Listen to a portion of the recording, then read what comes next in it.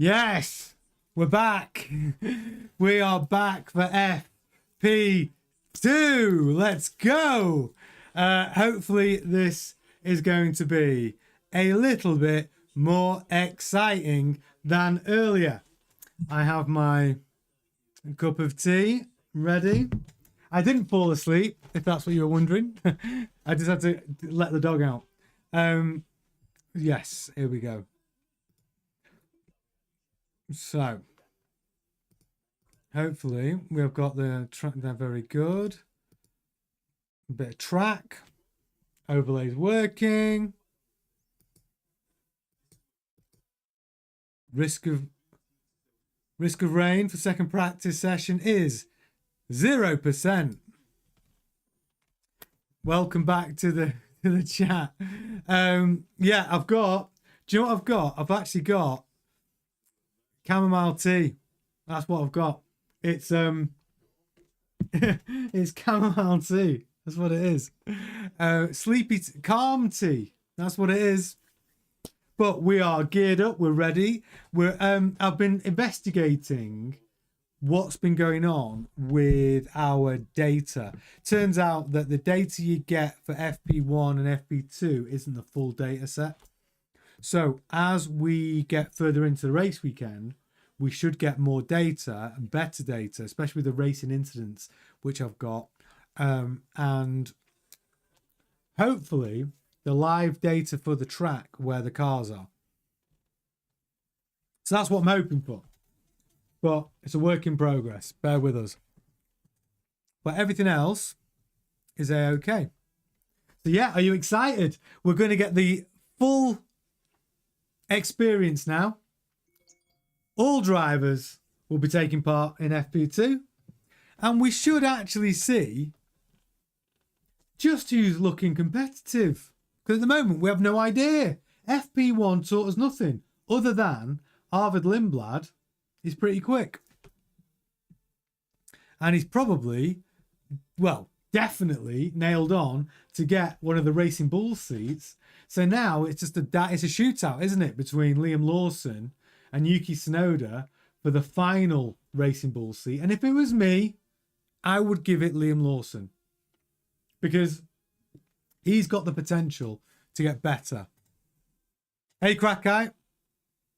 Oh, yeah. I love what Crackite said. Yeah, it's either Arvid Lindblad is pretty quick or it's Max's car that's quick. I'm going to tell you something interesting as well.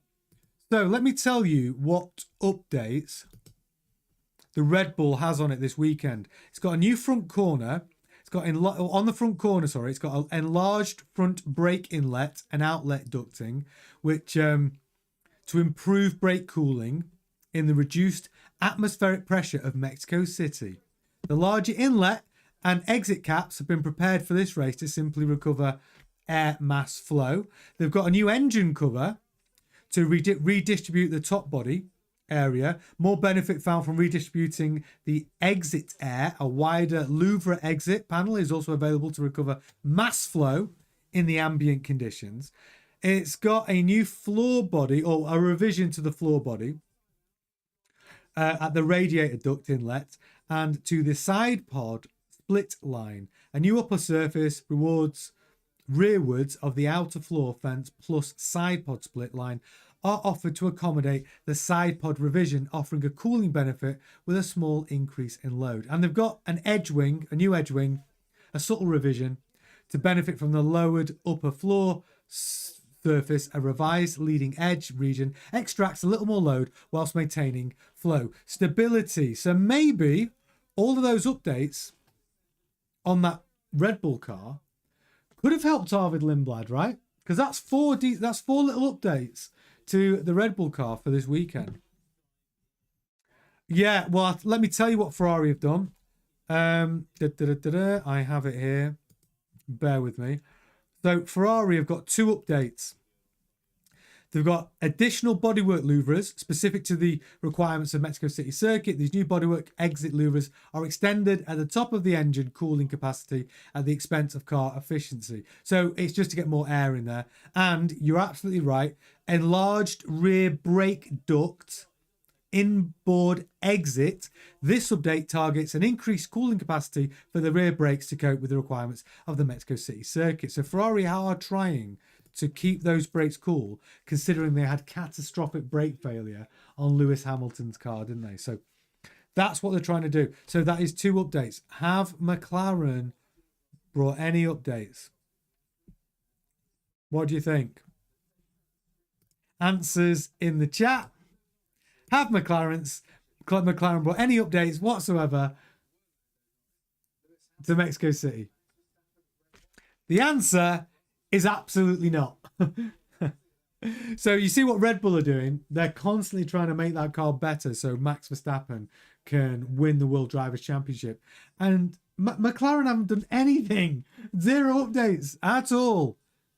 Even though they're at a high altitude track with 0 grip. And their drivers are battling it out for the World Drivers' Championship. They've just down tools. 0 updates at all. Not even a minor one. Crackite says Ferrari will still Lyco for half the... Yeah, they will. Crackite saying they'll lift and coast for half the race. Well, apparently, Charles Leclerc was told to lift and coast from lap 7 in Singapore. From lap 7. But I think maybe this new ducting is going to help with keeping those brakes cool. We'll find out. We'll find out, obviously. But what we really need to see from the Ferrari is, have they got any pace? Right? Hopefully in FP2 we'll find out. But have the Ferrari got any pace? Oh, so Kyle says it was the front brakes that were Ferrari's problem. Well, they've done nothing about them. I mean, I do think they were supposed to be doing something with the ducting on the front. But according to my updates list, it's not on it. They've got cooling louvres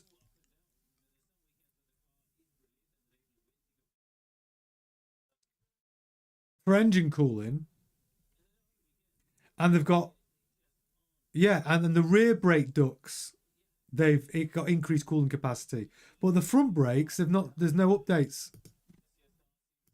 According to my sources, Ferrari they haven't got any updates to the front brakes. Oh, look at that! Our track's working. Brilliant. Look at this. Look at this. We've got live data on the track now. I told you we'd get it fixed, thanks to Critchy. They're all out on track now. How about that? Brilliant.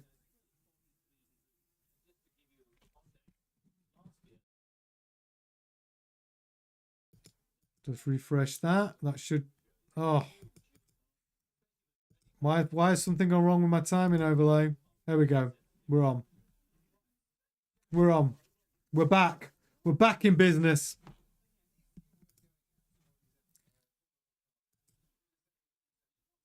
Daily Focus, how are you doing, my friend? We've now got a live track. We've now got live timings. It's very exciting.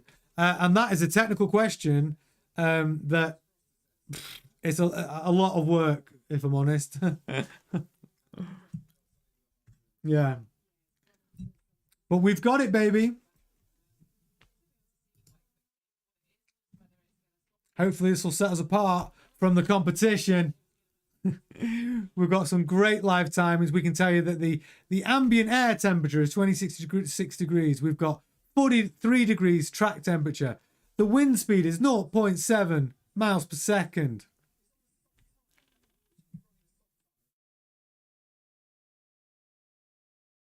And we have an accurate track with all drivers out.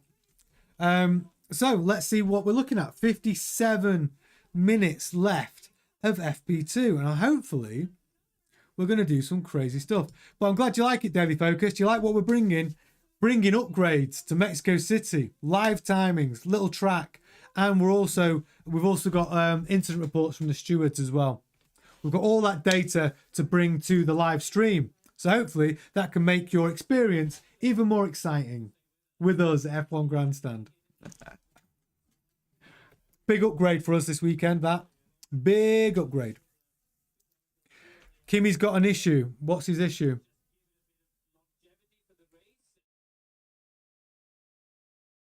Where have you seen that, Kyle?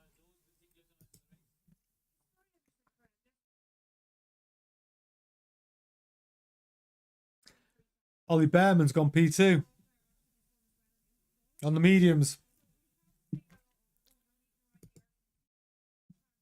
Kimmy's, oh, they didn't say it's on TV. Okay. Yeah, I missed it. I was talking to you lot. I missed it.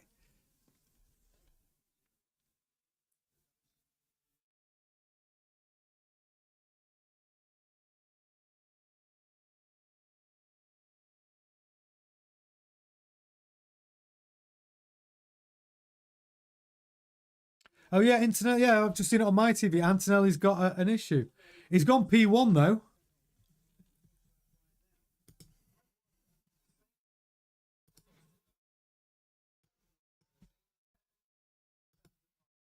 He has gone P1. So whatever his issue is, he's the man with the pace. He's a tenth quicker than Norris. Oh, Verstappen. No, it's Norris. Sorry. Yeah, my lifetime is quicker than Sky. I get lifetime as quick. Leclerc's gone fastest.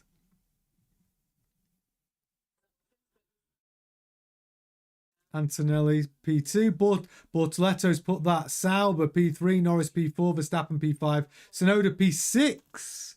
Colapinto P7. Russell P8. Bem P9. Hadjar P10. Sainz P11. Don't forget, Carlos Sainz is bringing a 5 grid place penalty into Mexico City for his incident with Kimi Antonelli, where he should have got a 10-second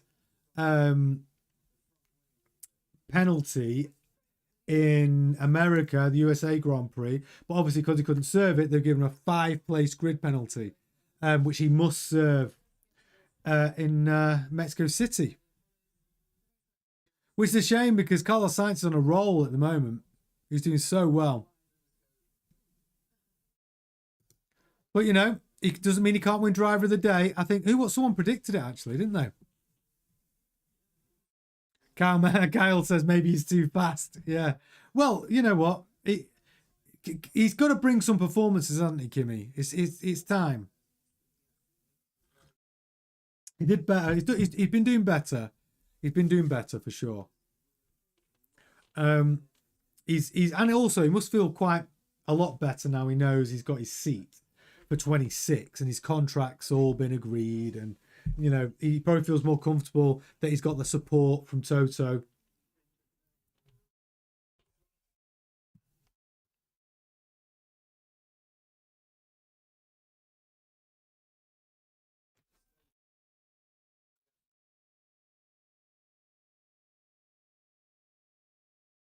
Yeah, so Oscar and Lando both struggling for pace at the moment. P5 and 6. Leclerc, who we all know is a bit of a qualifying genius. He has been consistently good over one lap, Charles Leclerc, hasn't he? Brilliant. Really does get the most out of that Ferrari. And to be fair to Lewis, he's closed that gap down an awful lot. You know, pace-wise, Lewis is, you know, probably from being maybe 6 or 7 tenths behind Leclerc consistently. He's now within a tenth or two, sometimes even quicker, so it's good. Yeah, Sauber doing great. Oh, Norris is having misfires. That is not good news. Well, maybe they've given up on doing any mechanicking on that car. Not bringing any upgrades, are they? We know that. 0 upgrades. So everyone's out on the medium, mostly. Stroll's out on the soft. Alonso's is on the soft. Hadjar's out on the hard. Hulkenberg's out on the hard. But Bortoletto, that's a tidy time. I've got something stuck in my teeth. I had an apple. I've got something stuck in my teeth. From Apple. Critchy at his age. Who we talking about now? Chef, love double pit lane exits. Yeah, me too. My countdown timer's not working top left, is it not? Is it now? It's working on my stream and here. It says I'm looking at 51:30. Oh, it is now. Yeah. I know. I had to refresh it. And when I refreshed it, it all popped up and started working. I think what it is if I start the feed before the session officially starts. Yeah, but if I start the feed officially before the session starts and then bring it onto the screen, it doesn't work properly. So I need to bring in the graphic or bring the feed in like the moment that the session actually starts and not have it on before. That fixed it. So I think it's just that. I think it's just user error on my behalf. But everything's working great at the moment. Thanks to Critchy, who's in the chat. Work his little socks off today. Helping me out. Yeah, Kyle, it's an interesting point that Kyle says. Since McLaren doesn't have to develop an engine, as in next year they're running the Mercedes engine, as they are this year, do you think they'd have more time to put some time into aero or other parts on the car? Yeah, I mean, you could argue that, couldn't you? Right? I just think that they've given everyone a bloody rest after winning the World Constructors. And they're not working night and day to bring aero upgrades for the car. I mean, it's ridiculous, isn't it? You know you're coming to one of the lowest grip circuits in Formula One, at ridiculously high altitude, so brake cooling is going to be a problem, overheating is going to be a problem, aero's a problem, you need to generate as much downforce as you can, yet they've done nothing. Just, I mean, I'm sure they've altered the setup to give maximum downforce, but you know, when you've got Ferrari bringing 2 updates, you've got Red Bull bringing 4 updates to Mexico City, it doesn't make any sense.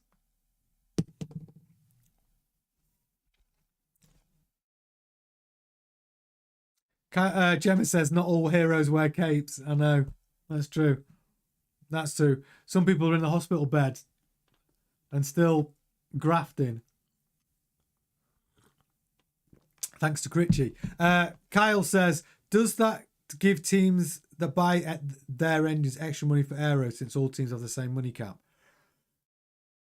Well, I think the money that teams get for selling the engines does not go into their, like, it's not like goes into their profit. I think the engines is something separate. So you can't sell a load of engines and go, we've got tons more money, because the budget cap's still the budget cap, isn't it? If anything, it just makes it more.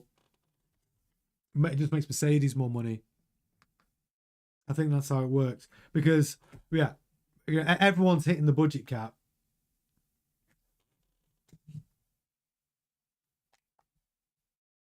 It's funny. I've got brilliant data coming through to my live stream. Yet my F1, my Sky F1 is glitchy as hell. So glitchy.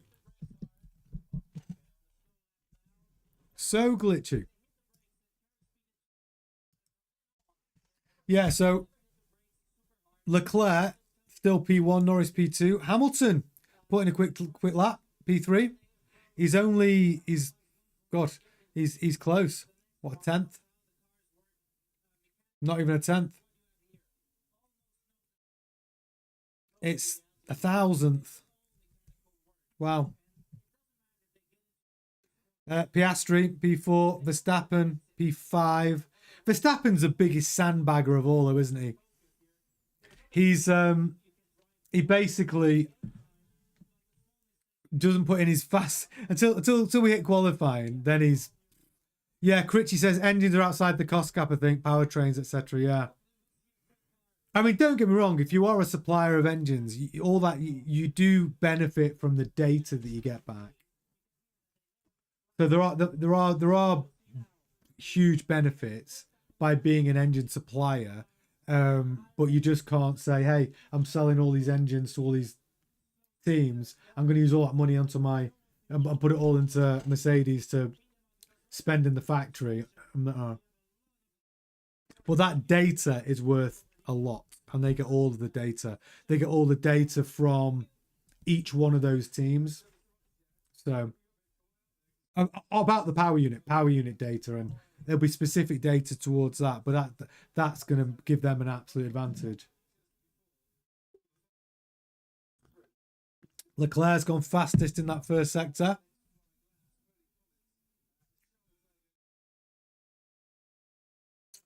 Yeah, Leclerc's gone quicker still. P1.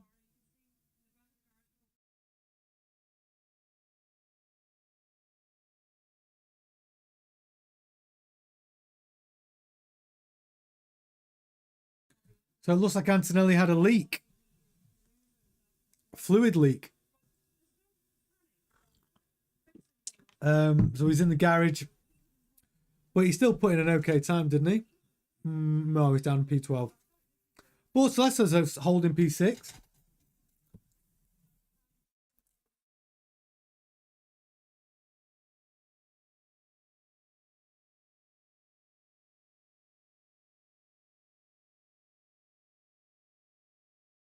Not much separating Norris to Piastri, is there? Wow.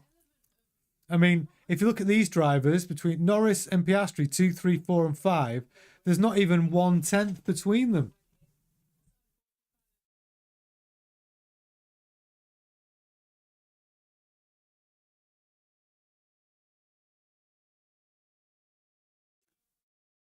Two to 5, yeah, it's a 10th between Norris, Hamilton, and Verstappen. That's some close racing. Yeah, so Critchy says, yeah, I'd say the only reason to supply an engine to F1 is tech development and data, being the insane cost of them. I think there's a cap for the cost of an engine.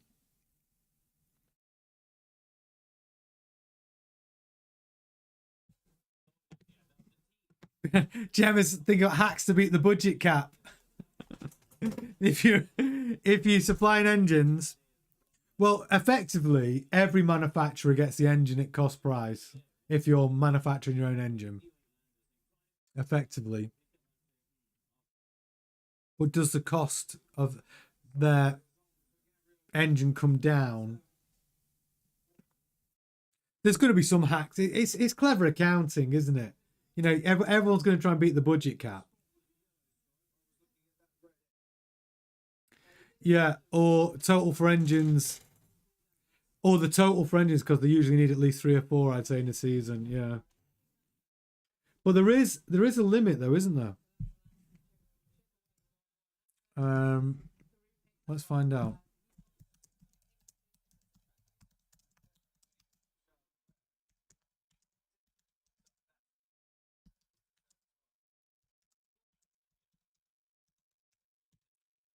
Let's find out.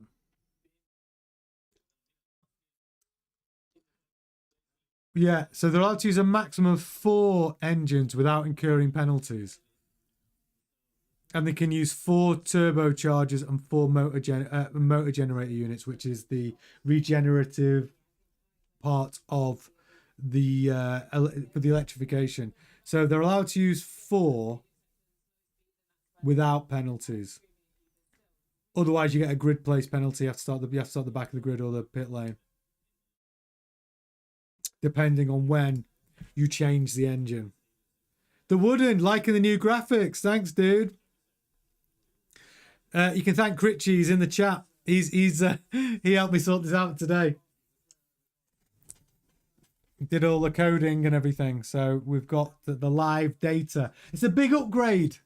It's a big upgrade, the Wooden. But I'm glad you like it. Critchy says F1 teams are like football clubs. Anybody remember Marussia? I remember Marussia, mate. They used to go through engines like crazy and had to be a fiddle for that team. Yeah. I could tell the story. Me and Critchy actually went to Silverstone together as guests of Marussia Racing Team, didn't we, Critchy? I don't know how long ago that was. What, 2013? And we were at Silverstone when we were in the BRDC. What a weekend that was! It was brilliant. We managed to get invited by the Marussia Racing Team, and then we had other friends there that basically blagged us into the BRDC, which is the British, yeah, the British the BRDC is it was right.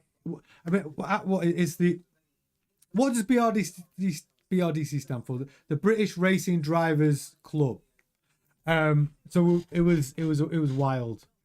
They told I mean, I'm not even sure we had one pass between us, did we? We got driven in a car and we hid and we got into the BRDC and we just had the best time and we just managed to tootle around. Oh, it was amazing. We had such a good time. But we were guests of Marussia Racing Team, but we just managed to get everywhere, didn't we? We're on the pits, in the pits, yeah, brilliant. Great weekend. It was such a fun time. Yeah, Silverstone's a great Grand Prix to go to as well. It is just so much fun.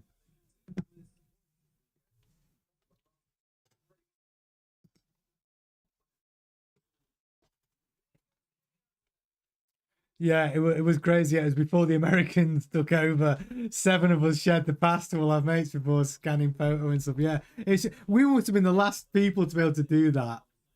When we were passing the pass through the fence. We should get through the, yeah. Oh my god.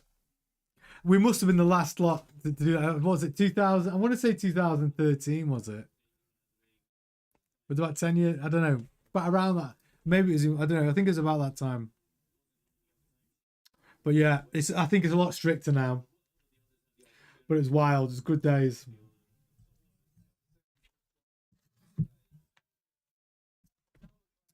So, 40 minutes left of FP2. Who is quick? Ferrari showing some pace. Leclerc, P1. Norris, 3/10 behind Leclerc. Hamilton, just 100th behind Norris. Leclerc is on the medium as well, so it's not like Leclerc's on the soft and these other boys aren't. Leclerc's on the medium, Norris on the medium, Hamilton's on the medium, Verstappen's on the medium, Piastri's on the medium. And there is just, between Norris, P2, and Verstappen, P4, there's not even a 10th between them. Very, very close lap times.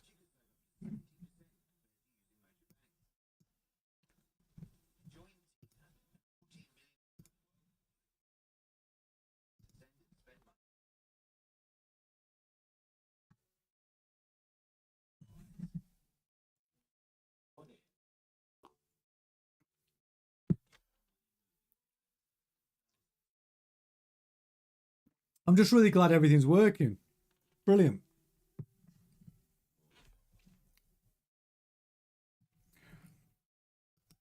So yeah, we should really get an idea of who the runners and riders are going to be. But Ferrari are showing some early pace, which is good because if we look at what they did in the USA, it's a big scoring Grand Prix for them, finishing 3rd and 4th. Could see it again. I mean, my prediction, if you're new and you're just watching us here, our community, we all like to do our Grand Prix predictions. I predicted actually that Lewis Hamilton was going to finish P5 and also finish ahead of Leclerc. I'm starting to worry about that now because Leclerc is showing some real pace in FP2.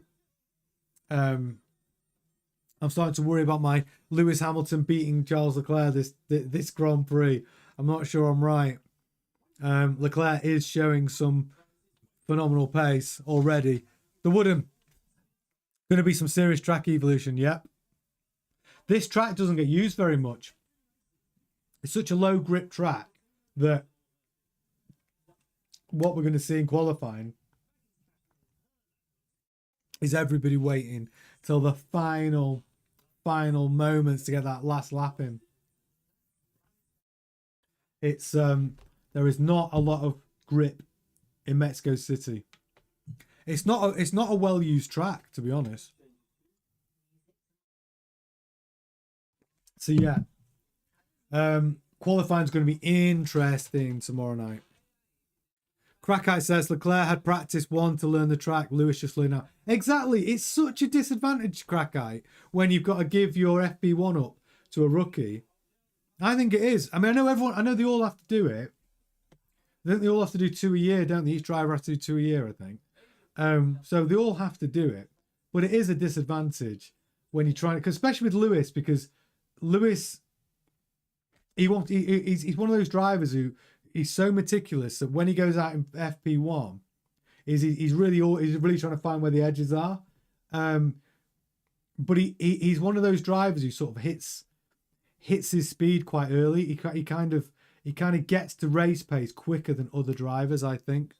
Whereas you look at Max Verstappen, he doesn't show you race pace, does he, until the last minute of Q1. The Wooden says they do it here because the track Evo is so high. It's a different circuit by P3. Yep, 100%. 100%. You wait till qualifying tomorrow. You'll see people just like camping out in the garage, waiting to the very last second to be the last, to get the last flying laps in.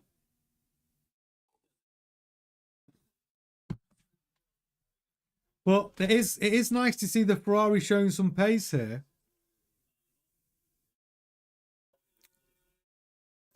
Everyone's favourite, Lance Stroll down P12, Alonso P9, and Stroll's on the soft as well, so he really should be quicker than, you know, if he's gonna put in a faster time than Alonso, he's on the soft and Alonso's on the medium. So come on, Lance, show us what you've got, son.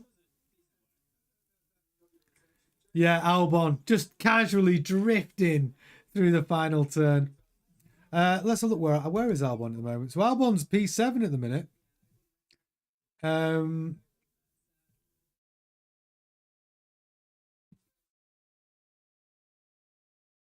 Yeah, he's P7 at the moment. In front of Yuki. What about the Racing Bulls? They've been off it recently, haven't they? Haijo and Lawson both have been definitely had a downturn in performance the last 2 Grand Prix. Hadjar's really dropped off the edge of a cliff. Yeah, so Albon had all purple sectors till the last turn. Yeah, purple 1 and 2, you're right. Yeah. Well, that's good for Williams then. Williams showing they've got a bit of pace. It's a shame, like I said before, it's a shame for Carlos Sainz. It really is a shame for Carlos Sainz, because he's found his groove in that Williams. He's found his, you know, rhythm. He scored more points in the last 4 Grand Prix than he did in the previous, like, 11 or something like that, or the previous 16. Yeah, it's a shame, but hopefully it doesn't upset his rhythm too much. And even though he's got a 5-place grid penalty, you know, let's see what he can do. He might still win driver of the weekend for us. He might do. Daily Focus, can you rent my live? What do you mean by that, buddy?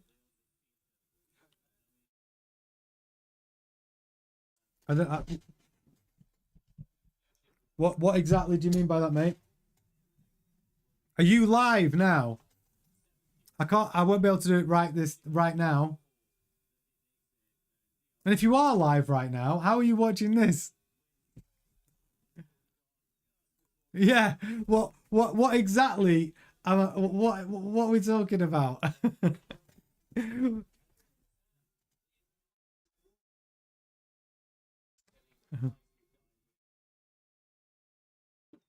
I don't know. I'm streaming live. I can't watch another stream. I'm kind of in the middle of something. Oh, I see. You're live, right? Well, how the hell are you live talking to people and watching this? That's some crazy ADHD stuff going on right there. And I've got ADHD. Well, good luck with your live, mate. I'm good. Obviously right now, I'll have to watch it on the replay. I'll have to check out on the replay.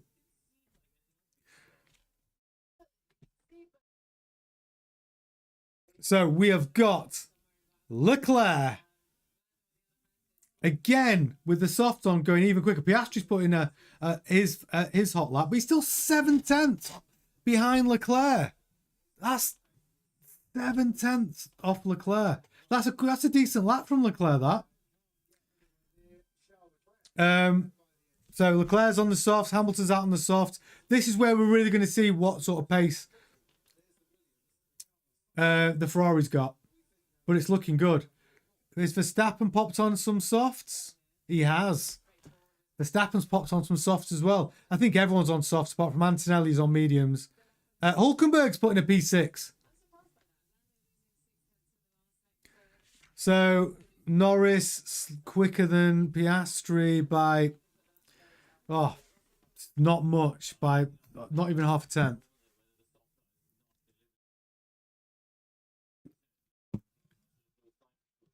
Russell's put in a time. First time we've really mentioned him today.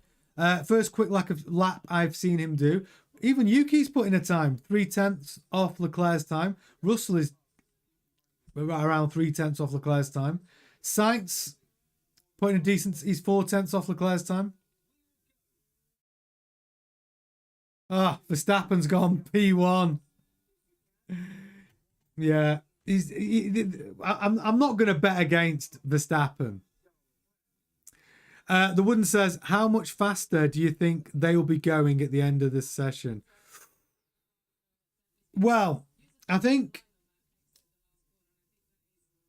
they'll be into the 16s, possibly. I would expect on the softs on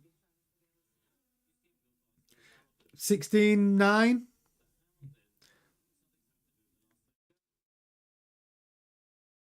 I think we'll be in the 16s. And do you know, let's play a little trivia question. This is a great one. This is a great bit of trivia. Who holds the current lap record in Mexico City? And I'm going to give you a clue. It is Gemma's favourite driver.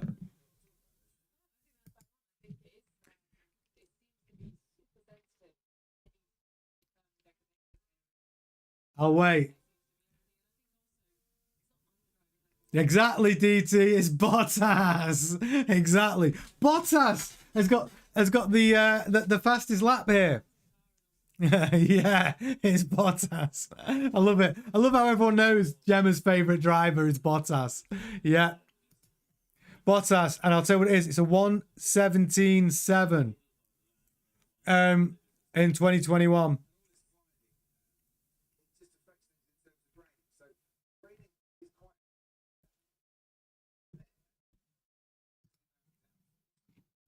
So these 1:17.3s are looking pretty good, aren't they?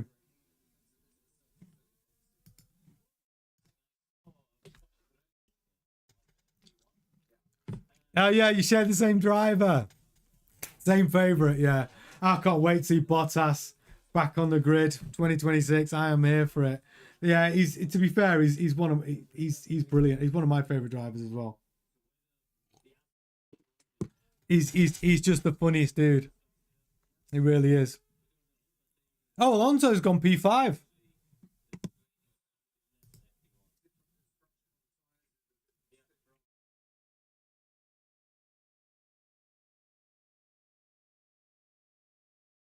Now, has my live timing's gone a bit cattywampus? Yeah. Let me just reload my timings. Yep. I just have to sometimes have to reboot these, or just give them a little tweak if they go off. Yeah, Alonso's gone P5.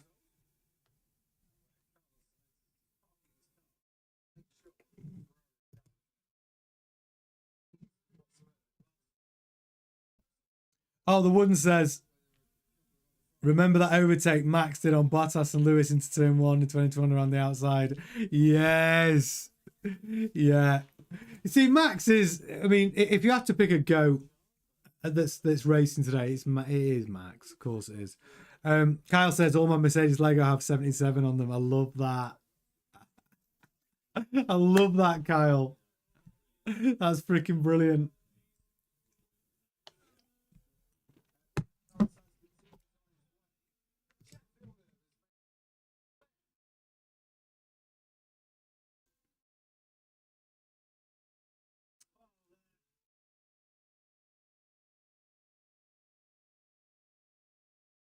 Yeah, so these low 117s are looking good.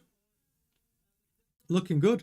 I mean, I do think there's a chance we'll get a 16.9. And if anyone's going to do it, it'll be Max. New lap record. I'll give you some other trivia about this track if you want. So,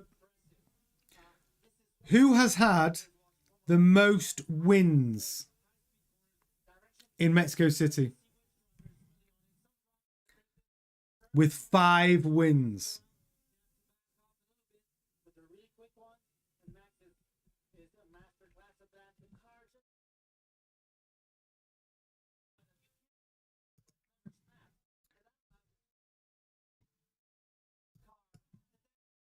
It's not Lewis. It's not Lewis. It's not Verstappen. Oh, sorry, it is Max Verstappen. Sorry, Chef. You're right. It is. It's Verstappen. It's Max Verstappen. Yeah, it is. He's won it 5 times. Most recently, he won in 20, 21, 22, 23. Yeah, he won in... I can tell you exactly when he won. Took up top of my head. He won 21, 22 and 23. 2019, it was Lewis Hamilton. And last year, it was, of course, a great win by Carlos Sainz driving for Ferrari right at the end. And he knew he was leaving Ferrari, right? And he said it was his best chance to get a win in that Ferrari. And he did it. He did it here last year, 2024. And he got the pole here as well. So this is a good track for Carlos Sainz. So I'm expecting him to actually put in... Destroyed Television says about to be 6 wins for Max. I think you're right. I do. It's hard to bet against him at the minute. It's hard to bet against him. But yeah, it's a good track this for Carlos Sainz. So yeah, it'd be interesting where he qualifies. I know he's got that 5-place grid penalty, but it is a good track for him. Because I still think even with that grid penalty, I still think Sainz is going to score some decent points. I think he'll score points. Yuki Tsunoda, P7. Hey, Motorsport fan. Notice anything different about the stream?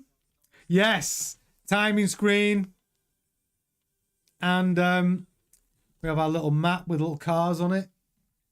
We're giving you all the data. Plus, we have got all of the incidents as well.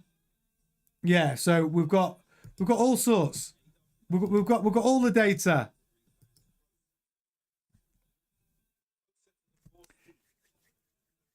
It's a little bit temperamental, but we have it. Hopefully you'll enjoy it. Yeah, Kyle says the sombrero adds aero to Max. Yeah, he loves it. It's like, do you remember that cartoon, Speedy Gonzales? God, that's old, isn't it? Speedy Gonzales, the cartoon. Andale. He had the big sombrero on.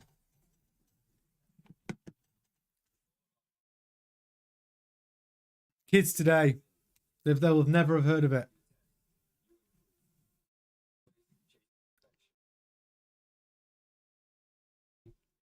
Yes, Motorsport fan, I did. Motorsport fan saying, did you see that the Audi engine is rumored to be about 30 horsepower less than the Mercedes power unit?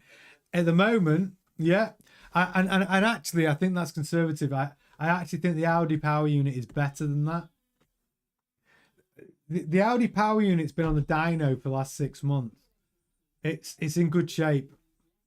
The Audi power unit is probably going to be as good as a Mercedes power unit.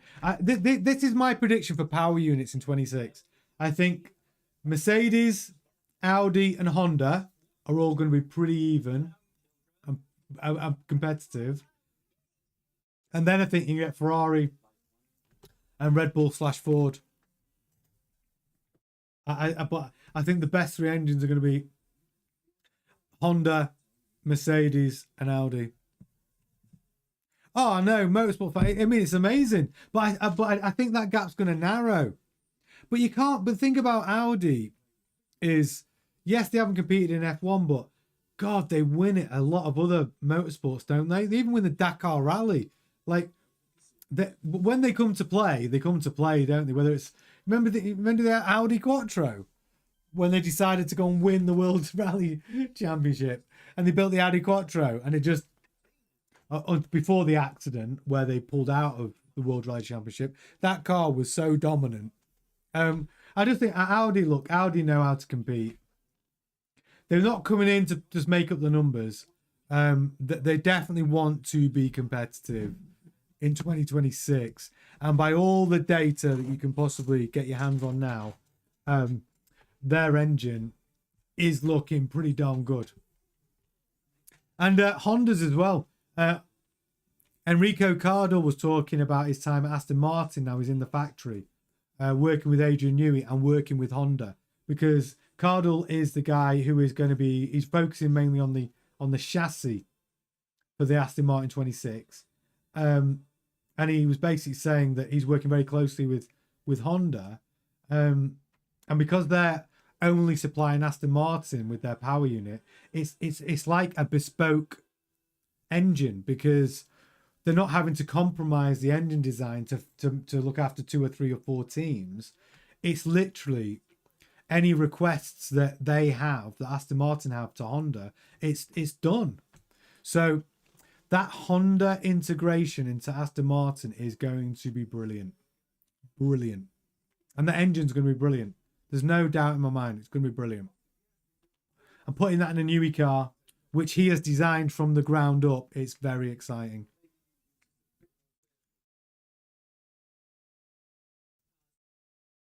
So talk about Aston Martin. I just find it funny that they get another procedural breach, but I'll take that all day. Yeah, I mean, because that doesn't require sporting penalties and for a fine, and they have Lawrence Stroll's financials to settle this quick. Yeah, I mean, procedural breach. I mean, come on. Maybe just pay the fine then. Just pay the fine. Yeah, because bureaucrats.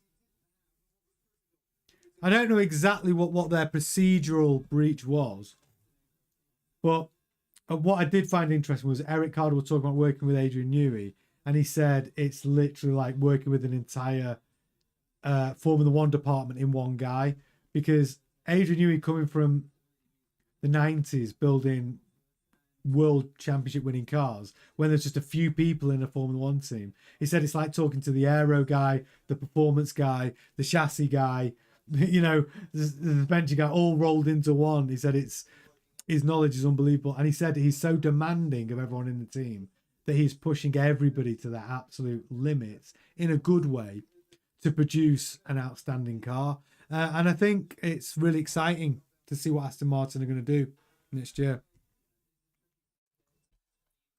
Who do you think is a team who exceeded the limit of the budget cap? Ferrari. Every time. Ferrari, Mercedes. They've got the cleverest accounting from out of any team. But yeah. Yeah, Ferrari and Mercedes both. And Red Bull, actually. They're sneaky. They're sneaky with the budget cap. Yeah. Any of those 3 teams will be the ones who are. Yeah, I mean, I'd find it funny if it's Ferrari, but it's likely. Ferrari, Red Bull, or Mercedes. for sure. Because they can spend more money. The budget cap's a hindrance for them. It really is. If you're Ferrari, Mercedes, or Red Bull, the budget cap is just a bloody inconvenience because they would throw money at every problem if they were allowed to. They've got very deep pockets, so they will find a way of spending the money because they've got it. Yeah, 100%. Plus the fact Ferrari are, it really is quite embarrassing for them. They're even talked about it at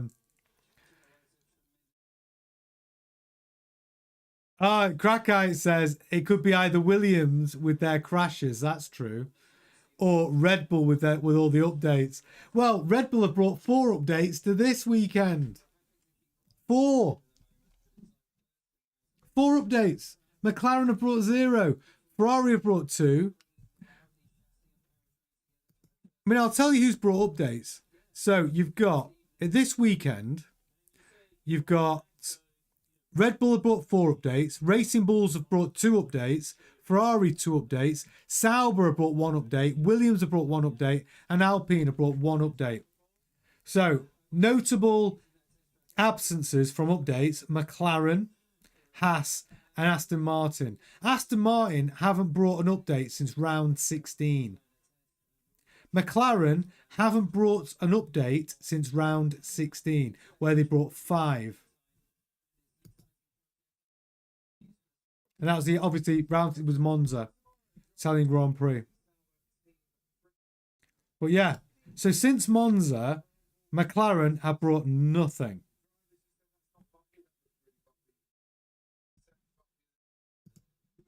I mean, yeah, that team could be getting, so Motorsport Fan says that team could be getting sporting penalties which include wind tunnel time deduction. Yeah, and do you know what? The thing, I remember Pierre Gasly was talking about this. Because they are doing so badly in the championship, their wind tunnel time is huge.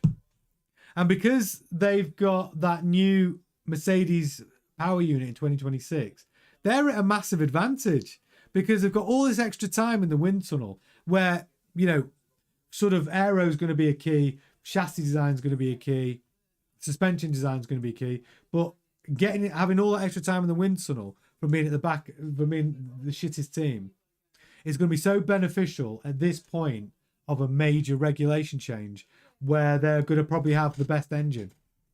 So even Alpine could come with a fairly competitive package because of that, because of how much time they've got in the wind tunnel. It's quite significant when you're at the back of the grid compared to being at the front. I mean, I get it. Like everything, we're just trying to get it. We're just trying to make better racing, aren't we? Like we want it to be closer. You know, and we do. I mean, of course we do. But the thing is, we don't just want it to be closer. We want to see more overtaking in the races. You know, we don't just want DRS where you overtake on the straight going into turn 1, right? Like late break and into turn 1. We want to see wheel-to-wheel racing around high-speed corners. Yeah, the Alpine are shit now. It doesn't matter how much wind tunnel time they get. You know, listen, but they have got a shit engine, haven't they? They've got the Mercedes engine next year. Big difference. Yeah, big difference. Alpine might improve. Well, I'm expecting them to improve. You know, I do. All they've done is focus on that 26 car because that's all their budget could. You know, that's the resources they had. They had to point towards the 26 car. So maybe Alpine will come with a better car. Gasly's a good driver. You know, he really is. He's an underrated driver, Gasly. Give him a decent car.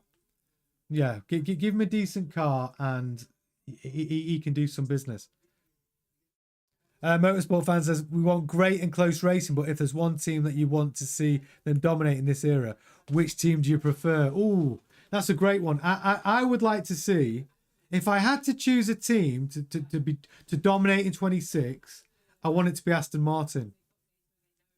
Because I'd love Fernando Alonso to win a world championship at 45, doing it for the 40s. Come on, I'd love that. And also, I'd like Adrian Newey to bring out his best work of his entire career. Plus, I do like Aston Martin as a brand. And I agree they would improve when they sell up. Kyle says Alpine will improve with Horner. 100% they would. 100% they would improve with Horner.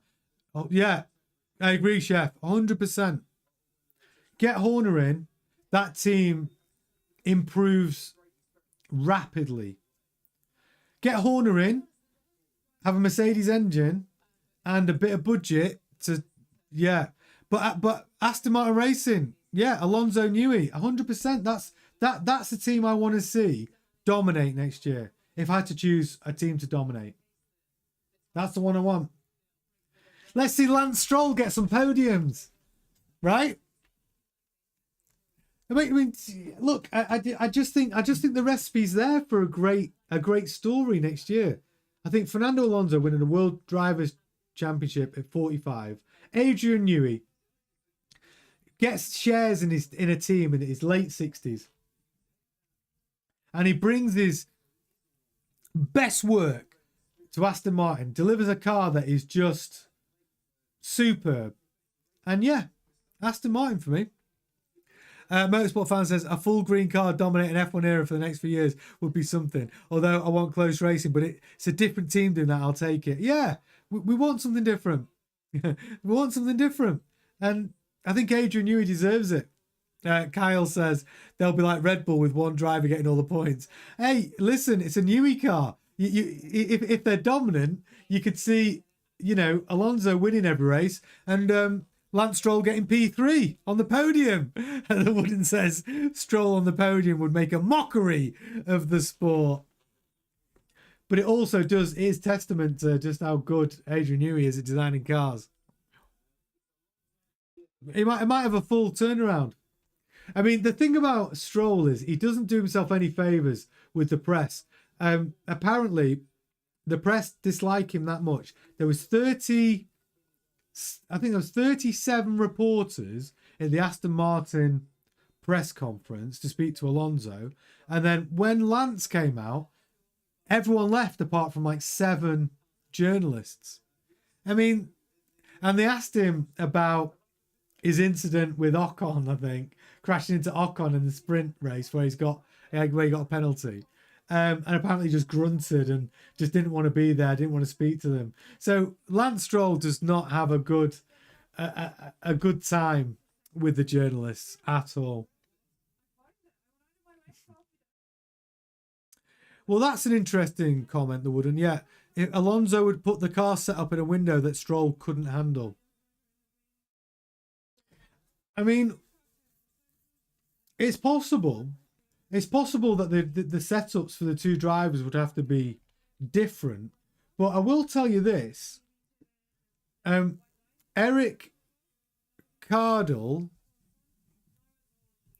who's just joined Aston Martin as a chief technical officer from Ferrari, he said that Lance Stroll reminded him of Kimi Räikkönen. That's big praise, that is. He said he doesn't say a lot, but when he does, it's useful.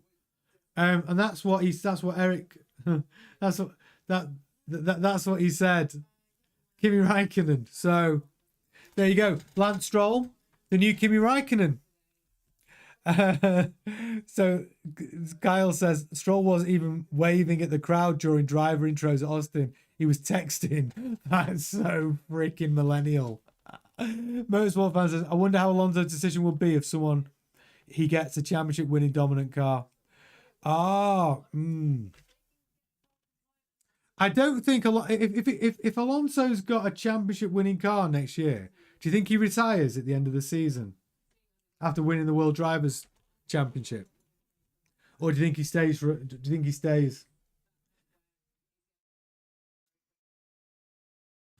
Stroll reminds me of Danica Patrick. Jesus. No, it's not a great compliment.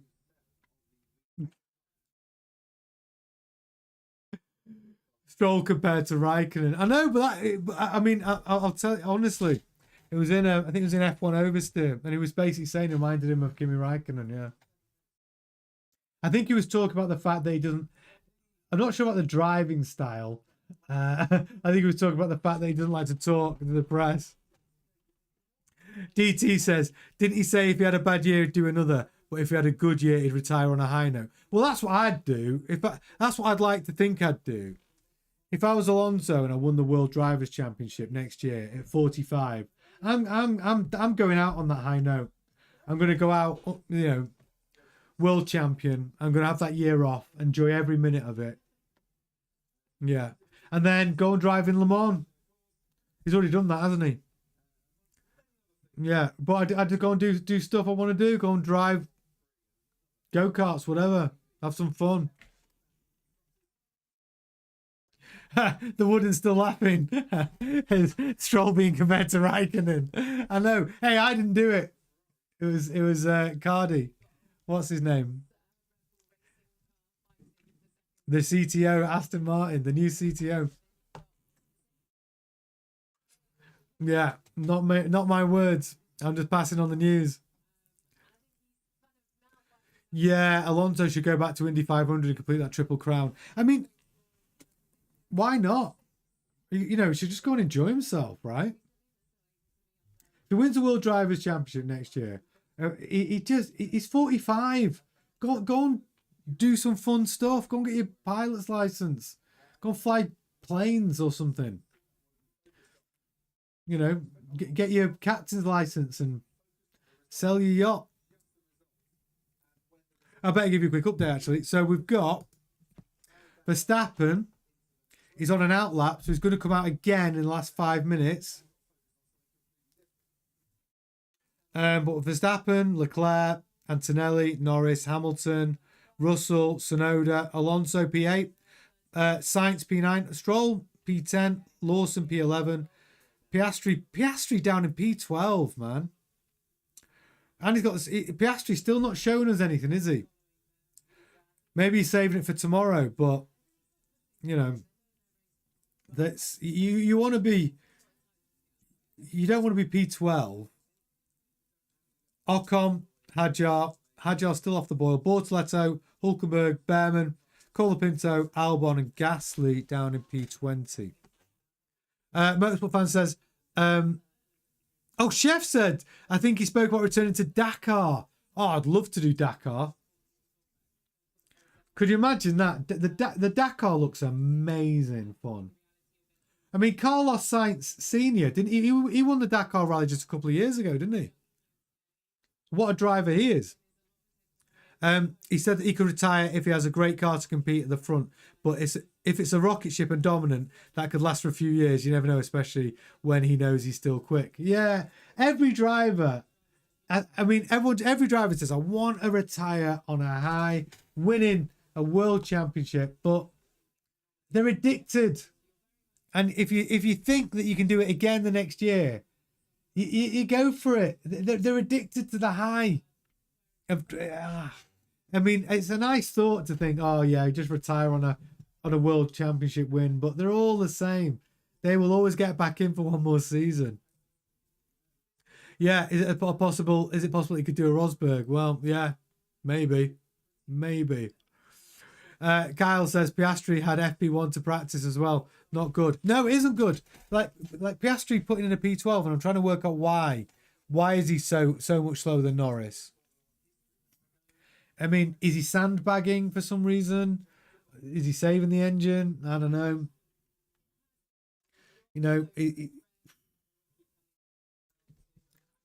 But P2, you'd normally think you'd want to see just whether he's got some pace here. But it could go back to McLaren. They were saying that Piastri struggles on low grip circuits. Maybe he is sandbagging a little bit. Maybe he's going to wait until tomorrow.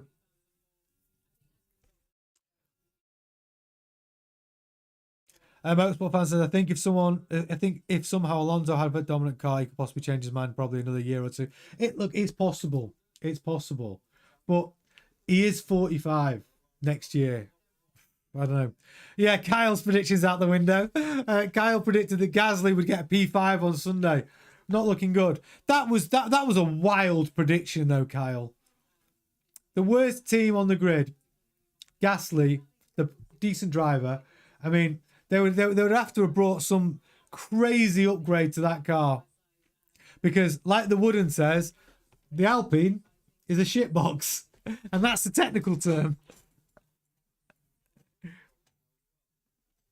I think that was weird. How many times did I say I think? I think that Alonso would have the choice at Aston Martin. If he won next year, the World Drivers' Championship, and he said they want to do another year, I think he'd get an extension. I think Aston Martin would want to keep him. Why not? Why would they not? But the driver market at the end of next year is going to be wild. It's going to be wild.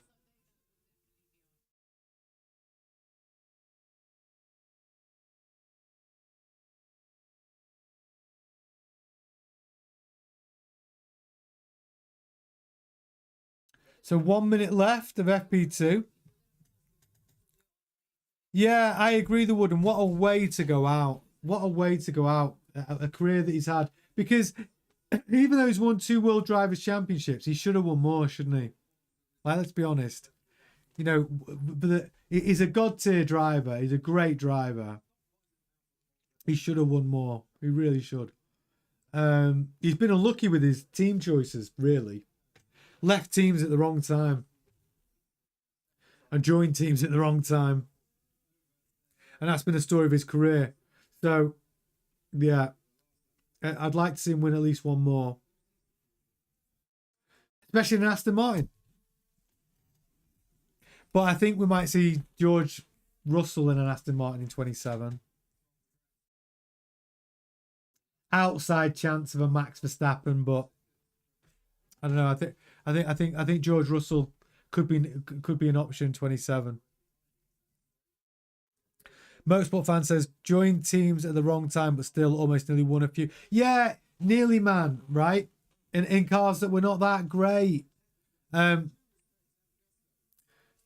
Yeah, it just went to big teams at the wrong time. But yeah, Aston Martin though, he's got Adrian Newey now, and like I said, I talk about all the time just how important that man is. So that's it for FP2. Let's have a rundown. Let's have a look at the runners and riders. Oh yeah, that's true. Daddy Stroll did offer Max a $1 billion deal, a 10-year contract, a $1 billion deal. Well, that is, look, Max. Here's the thing about Max Verstappen: he's a mercenary. If Aston Martin are dominant next year and Red Bull's engine is a bag of spanners and they haven't got it right, well, all this talk of him going to Mercedes in 27 will disappear. It'll be Aston Martin for 27, and he might get him on a really long contract, you know. And Max Verstappen, yeah, see him at Aston Martin, reunited with Adrian Newey. Motorsport fan says, did I see the updates about Aston Martin's thoughts on signing Russell? What are their thoughts on signing Russell? It should be fuck yes. I mean, my man on the ground, Tubby George, in the paddock, said that Aston Martin would snap his hand off to get George Russell. They said that there have been conversations, especially with all this contract negotiations. There were actual behind the bike shed conversations. But tell me if you know something I don't know. I'm interested. Yeah, everyone will want Max. Best car wins. 100%. Max is a mercenary. He doesn't give a shit. He doesn't give a shit about the name on the car. He just wants the fastest car. And honestly, Max would drive for free if he's going to win. But there you go, Verstappen taking everyone to school. No way. Oh my God. Is this true? So George Russell reportedly banned from Aston Martin, according to, I can't say that, Corriere dello Sport. Lawrence Stroll would never sign George Russell for Aston Martin. Apparently, 15 years ago, Russell's father hurled serious insults at Lawrence, and he hasn't forgotten it. Is that true? Is that true? Because I heard that Cowell, from Tubby George, Cowell had chats with George Russell's team. Behind the bike shed chats. So that is spicy. I'm going to get to the bottom of that. Leave that one with me. I'm going to do some digging and find out about that, because that's spicy. That is spicy. I'm going to see what I can find out. That is spicy. Yeah, I'm going to find out. Chef's got it right. That is spicy. Wow, we need to get to the bottom of this. I do. We need to get to the bottom of it. Yeah, so quick rundown. Obviously, Verstappen P1, Leclerc P2, Antonelli P3, Norris P4, Hamilton P5, Russell P6, Tsunoda P7, Alonso respectable P8, Sainz P9, Stroll P10, Lawson P11, Piastri down in P12. What the hell is going on there? Ocon P13, Hadjar P14. Again, Hadjar not finding any pace in that Racing Bulls. Lawson's quicker than him today. Bortoletto P15, Hulkenberg P16, Behrman struggling down in P17. Colapinto P18, Albon P19. I wonder why Albon's not finding any pace today. He looks good on a couple of laps. Sainz was in P9 and Gasly down P20. So that is your FP2. I'm expecting a very exciting qualifying tomorrow, and a good FP3 as well. So make sure you're all up late with me to watch. Let me just double check what time are we on tomorrow. Let me just double check. It is, so tomorrow we are streaming at 6:30 UK time for FP3, and then it's 10 o'clock, an hour earlier, for qualifying. So make sure you are with me for that. And again, you made it really good fun. Thanks, guys. Thank you to the Wooden. Thank you to Motorsport Fan. Thank you to Chef, Gemma, Kyle, DT, Crackeye. Oh my gosh, loads of us in the chat tonight. Daily Focus, loads of us. Great. We're back tomorrow, 6:30 for FP3, and then 10 o'clock for qualifying. We'll have live timings. We'll have it all. It'll be great fun. So make sure you join us then. Do enjoy the rest of your evening. Thank you so much for watching. I'll see you tomorrow. Ta-ta.